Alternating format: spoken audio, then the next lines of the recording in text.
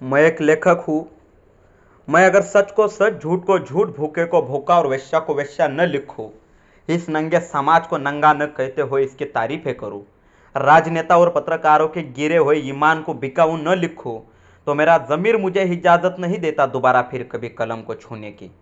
चंद रुपयों में जिस्म बेचने वाली वेश्याओं से भी ज़्यादा गिरे हुए हमारे देश के पत्रकारों और राजनेताओं के ईमान है, जो दिल्ली की सड़कों से नंबर डायल करने पर दूसरी तरफ रिंग बजने से पहले बिक जाता है, या फिर अपनी चोरी छिनाला छुपाने के लिए सरकार के कदमों में झुक जाता है।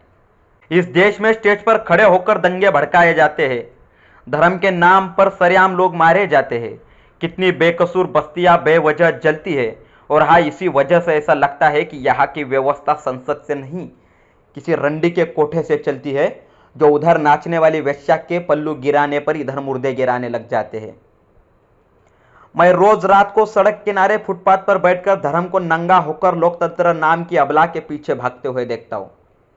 अफसोस है कि मैं कुछ कर नहीं सकता, क्योंकि पत्थर उठाने वालों ने पत्थर और हथियार उठाने वालों ने हथियार उठा लिए।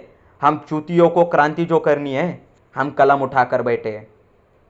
मेरी आंखों के सामने धर्म लोकतंत्र पर हावी होकर उतार देता है सारे कपड़े, और फिर सरेआम इज्जत लूटी जाने पर वो चीखती रहती है मदद के लिए, मगर उसके रक्षक कहने वाले सब अपनी धुन में मस्त होकर उस कोठे पर मुजरे का लुत्फ उठाते हुए मजे कर रहे होते हैं।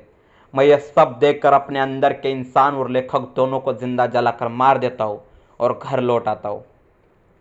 सुबह होते होते लोकतंत्र की नग्न भग्न लाश मिलती है सड़क किनारे, और फिर अखबार वाले साहब जिंदा होकर हेडलाइंस बनाने लगते हैं, लोकतंत्र का बलात्कार और हत्या, अज्ञात के खिलाफ एफआईआर दर्ज।